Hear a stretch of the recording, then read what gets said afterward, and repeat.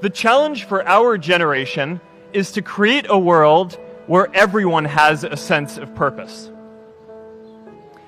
One of my favorite stories is when JFK went to go visit the NASA Space Center, and he saw a janitor holding a broom, and he asked him what he was doing, and the janitor replied, "Mr. President, I'm helping put a man on the moon."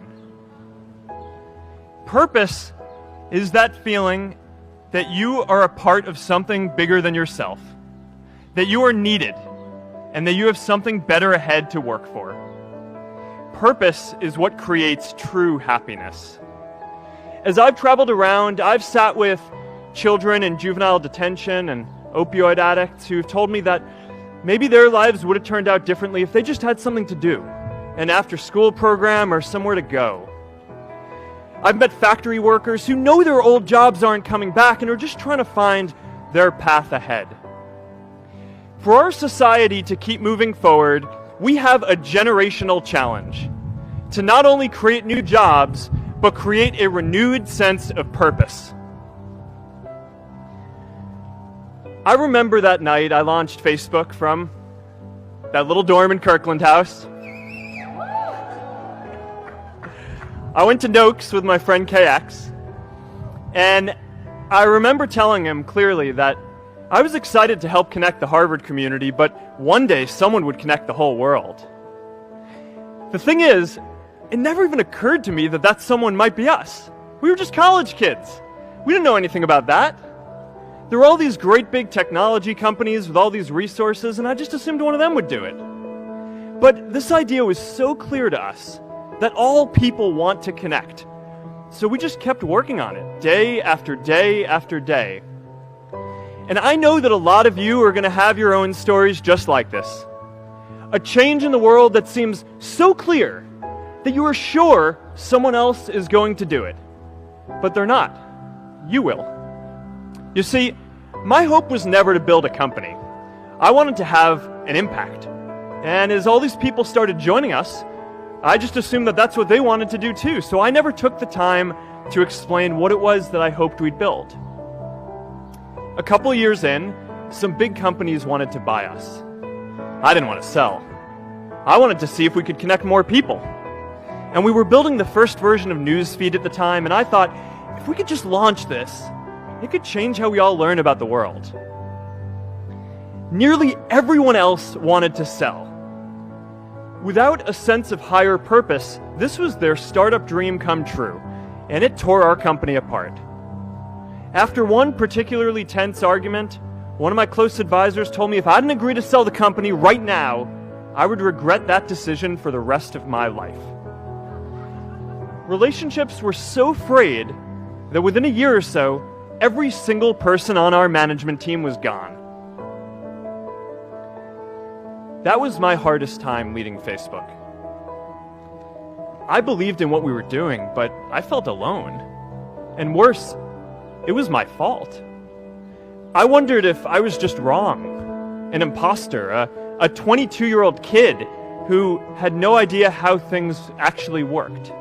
I want to talk about 3 ways that we can create a world where everyone has a sense of purpose. By taking on big, meaningful projects together.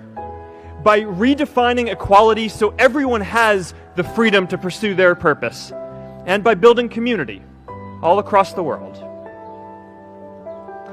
So first, let's take on big, meaningful projects. Our generation is going to have to deal with tens of millions of jobs replaced by automation like self-driving cars and trucks. But we have the potential to do so much more than that. Every generation has its defining works. More than 300,000 people worked to put that man on the moon, including that janitor. Millions of volunteers immunized children around the world against polio, and millions of more people built the Hoover Dam and other great projects. And now it's our generation's turn to do great things. I don't know how to get 1 million people involved in anything. Well, let me tell you a secret. No one does when they begin. Ideas don't come out fully formed. They only become clear as you work on them. You just have to get started. If I had to know everything about connecting people before I got started, I never would have built Facebook. Movies and pop culture just get this all wrong. The idea of a single eureka moment is a dangerous lie. It makes us feel inadequate because we feel like we haven't had ours yet. And it prevents people with seeds of good ideas from ever getting started in the first place. It's really good to be idealistic, but be prepared to be misunderstood. Anyone working on a big vision is going to get called crazy, even if you end up right. Anyone taking on a complex problem is going to get blamed for not fully understanding it, even though it's impossible to know everything up front. Anyone taking initiative will always get criticized for moving too fast, because there's always someone who wants to slow you down. In our society, we often don't take on big things because we're so afraid of making mistakes that we ignore all the things wrong today if we do nothing. The second is redefining our idea of equality so everyone has the freedom to pursue their purpose. An entrepreneurial culture thrives when it is easy to try lots of new ideas. Facebook wasn't the first thing I built. I also built chat systems and games, study tools and music players, and I'm not alone. J.K. Rowling got rejected 12 times before she finally wrote and published Harry Potter. The greatest successes come from having the freedom to fail. Look, I know a lot of entrepreneurs, and I don't know a single person who gave up on starting a business because they were worried they might not make enough money.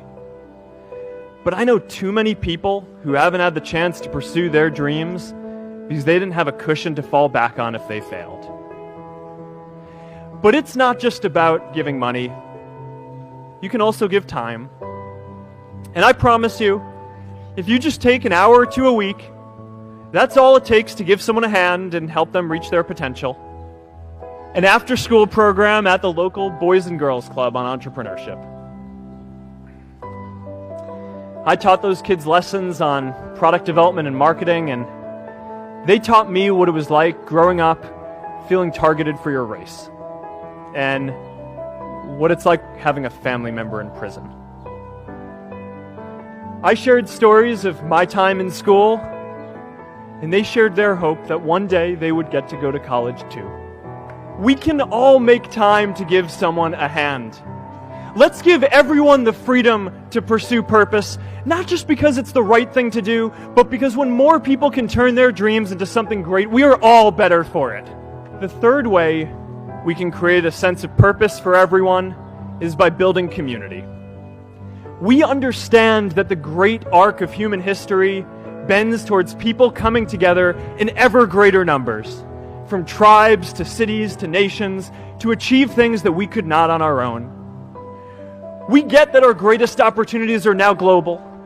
We can be the generation that ends poverty, that ends disease.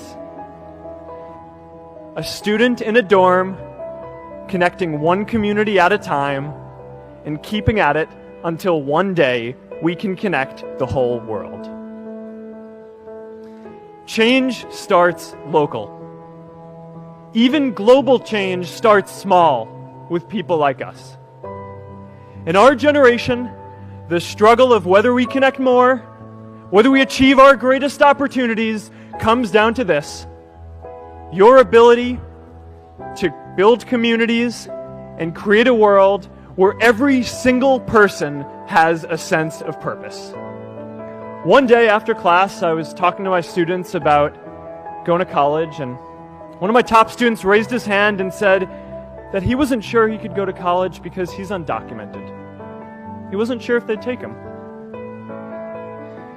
Last year, I took him out to breakfast for his birthday, and I wanted to get him a gift, so I asked him what he wanted, and he just started talking about struggles that he saw other students in his class facing, and finally said, I'd really just like a book on social justice. I was blown away. Here is a young guy who has every reason to be cynical. He wasn't sure if the country he calls home, the only one he's known, was going to deny him his dream of going to college. But he wasn't feeling sorry for himself. He wasn't even thinking of himself. He has a greater sense of purpose, and he's going to bring people along with him. It says something about our situation today that I can't even say his name because I don't want to put him at risk. But if a high school senior who doesn't know what the future holds for him can do his part to move the world forward, then we owe it to the world to do our part too. May the source of strength, who's blessed the ones before us, help us find the courage to make our lives a blessing.